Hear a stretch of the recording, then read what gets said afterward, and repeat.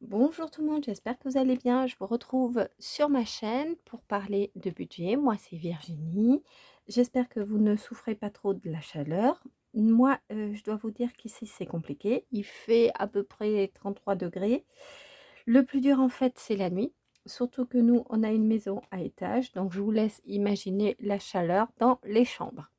Bref, je vous retrouve aujourd'hui pour vous présenter les défis que je fais et ensuite on fera un point sur mes enveloppes du mois pour cette troisième semaine.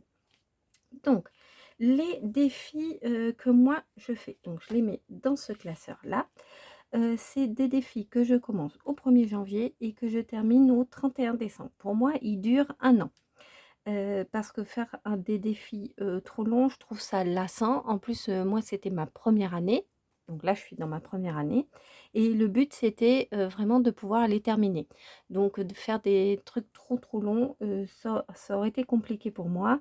Et j'ai pas envie de les commencer pour les arrêter en cours de route. Bon, l'idée, c'était pas ça. Donc, je vais vous faire voir. J'ai donc le défi de 2 €. Donc ça consiste à quoi? À mettre toutes les pièces de 2 € que je récolte chaque mois. Donc moi, c'est au mois que je remplis les défis de mes enveloppes des semaines. Et je les mets donc dans cette enveloppe-là et je colorie un cochon. Un cochon égale 2 €. L'idée, c'est d'obtenir donc 90 € à la fin du défi, quand il sera clôturé. Donc j'espère l'avoir terminé avant le 31 décembre. Donc je vais écrire ici le 2 €. Le but, c'est d'avoir 90 € et actuellement, comme vous voyez ici, j'ai 54 €. 54. Donc ça, c'est un défi qui est sympa. En plus, récupérer toutes les pièces de 2 €, c'est vraiment pas mal. Ensuite, le défi de 5 €, bah, ça je le présente plus parce que toutes les budgéteuses font le défi de 5 €. Donc l'idée pareil, récupérer les billets de 5 €. Il y a pas mal de budgéteuses qui utilisent ce défi pour partir en vacances l'été. Mais moi, c'est vraiment un défi que je clôturerai à la fin de l'année. Donc pour l'instant, à fin juillet, donc 5 €, j'ai 150 €. J'ai pas de tracker sur celui-là, mais c'est vrai que, enfin, je me le suis mis comme ça. J'ai pas de petit cochon à colorier, mais il faudra peut-être que je le fasse pour 2024. Bon, là, je vais pas le faire, c'est trop tard et j'ai pas trop envie. J'aime bien mon système comme ça. J'aimerais bien avoir dans ce défi à terme 200 €. Je pense que c'est possible parce que là, j'en suis déjà à 150 € et il me manque plus que 50 € pour l'avoir terminé. Mais si j'ai plus, bah, ça sera que du bonus et ça sera très bien. Ensuite, j'ai le défi des saisons. Le défi des saisons, ça consiste à mettre 20 € à chaque saison et les saisons printemps, été, automne, hiver. Pour l'instant, j'ai printemps, été, j'ai 40 €. Donc, je vais écrire ici saison.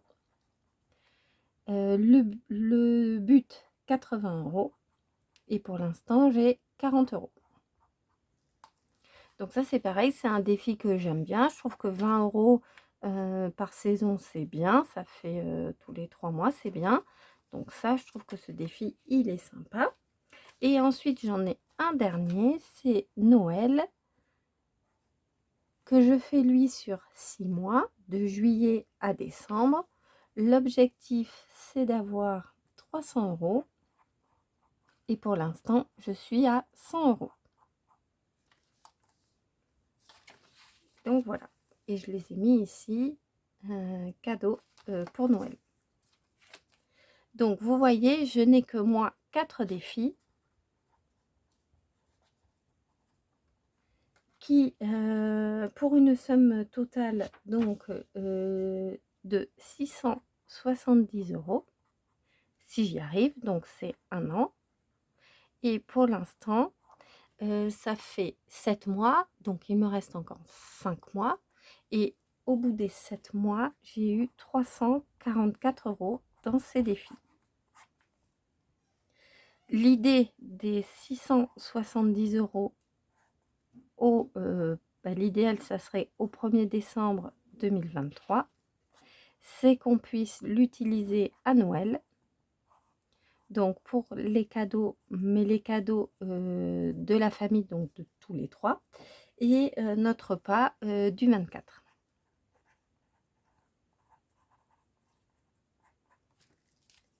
Donc voilà, 670 €, je pense que c'est une belle somme, et ça ne sera pas une somme que je remettrai en épargne, ça sera vraiment pour nous faire plaisir au mois de décembre quand j'aurai enfin terminé les défis.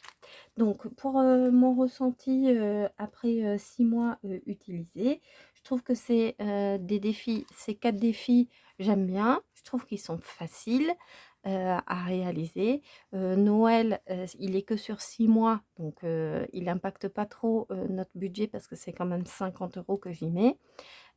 Ensuite, les 2 et les 5 €, j'aime bien. Je trouve que j'avance moins vite que certaines budgéteuses, mais voilà, j'utilise pas mal mes restes de pièces, donc c'est peut-être aussi pour ça.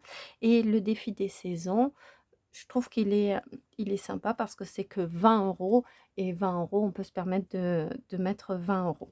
Donc ces 4 défis, c'est sûr que pour l'année prochaine, je vais les faire. Par contre, et c'est là que j'ai besoin de votre aide, j'aimerais bien en ajouter 2 de plus pour 2024, et donc j'aimerais bien que vous me disiez en commentaire ce que vous utilisez, ce que vous faites, et pour me donner des idées. Donc ça serait super sympa. Par contre, j'ai 2 obligations, enfin j'ai 2 conditions, on va dire. Il faut pas qu'il soit trop long. J'ai pas envie que ça soit un défi que je commence en 2024 et que je termine en 2025 ou 2026. Donc j'ai pas envie qu'il soit trop long non plus, et je veux pouvoir l'intégrer facilement à ma routine heu, du mois ou de la semaine. Mais je veux pas que ça soit trop une contrainte non plus qui impacte mon budget. Donc n'hésitez pas à me dire en commentaire, ça me ferait plaisir, ça fait toujours plaisir, et puis c'est aussi une chaîne pour s'entraider. Donc voilà, allez-y. Donc ça, c'était pour cette première partie. Je vais mettre ça de côté. Et ensuite, on va regarder mes enveloppes de la semaine, pour cette semaine numéro 3. Donc les courses, il me reste 100 €, vous voyez, 100 €, mais clairement, et je le dis à chaque vidéo, l'inflation se ressent de fou. Donc bon, il faut vraiment que je fasse attention pour pas dépasser le budget, et pour rester dans mon budget, donc des 400 € de ce mois-ci, j'ai dû utiliser 40 € de ma cagnotte Carrefour, et de ma cagnotte Carrefour. Normalement, c'est quelque chose que j'utilise pas. Normalement, les sous de mes cagnottes des cartes fidélité des magasins, je les laisse et je les utilise à la fin de l'année. Ça me fait des apports pour Noël, pour les cadeaux de Noël, en particulier. Mais là, pour pas devoir dépasser mon budget, j'ai dû utiliser 40 €. Donc, est-ce que le mois prochain, j'augmente de 50 € cette enveloppe? Oui, pourquoi pas. Enfin, en tout cas, je l'ai déjà dit à plusieurs reprises, mais c'est sûr, il va falloir que je fasse quelque chose, parce que là, je me sens oppressée à chaque fois que je fais mon caddie de courses. Pourtant, avant, j'arrivais bien à estimer mon caddie de courses et à faire 100 €. Ça passait au-dessous, voire juste, mais j'étais bien, et là, à chaque fois, bah, je suis au-dessus.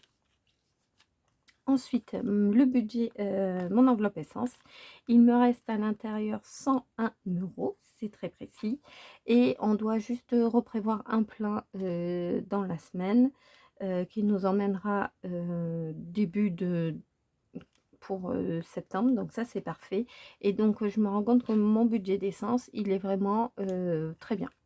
Donc ça, c'est parfait, ce budget d'essence là. Shopping, il me reste 26 €. Donc 20 €, il y a une pièce de 2 qui se cache là. Ça va, donc j'ai rien touché cette semaine.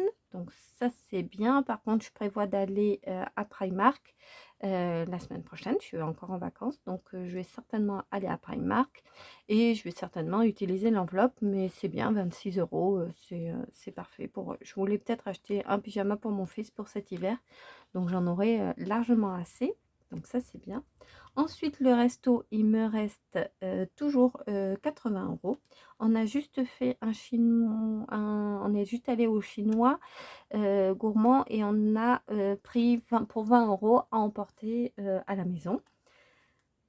Donc là, ça passe. Et cette semaine, j'ai prévu que avec mon fils et mon chéri, on aille manger un cookie, un bubble tea en centre-ville.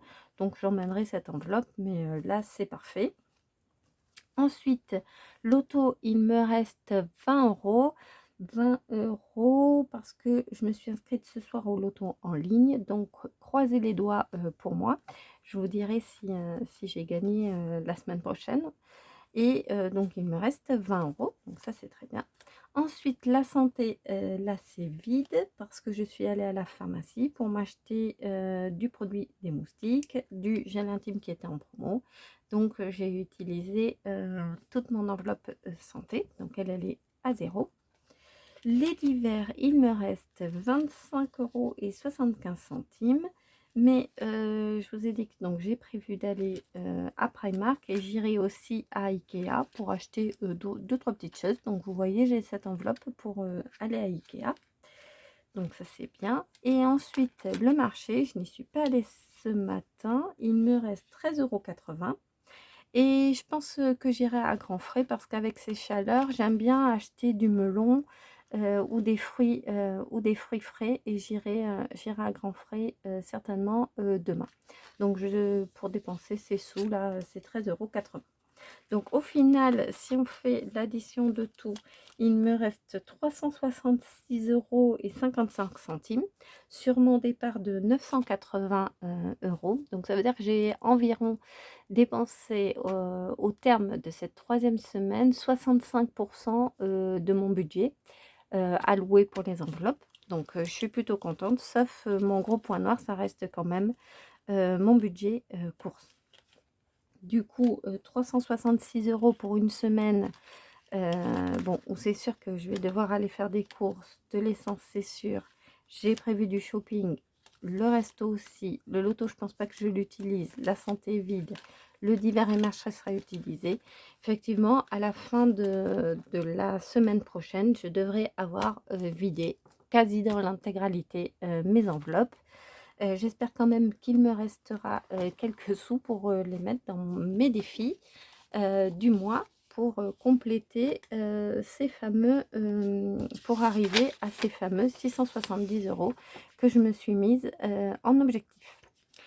Donc voilà pour moi. J'espère que la vidéo vous a plu. Si c'est le cas, n'hésitez pas à commenter, à liker, à vous abonner, ça fait toujours plaisir. Je remercie à toutes les personnes qui sont nouvelles sur ma chaîne. Je vous dis à très vite pour un nouveau point budget et je vous fais des bisous.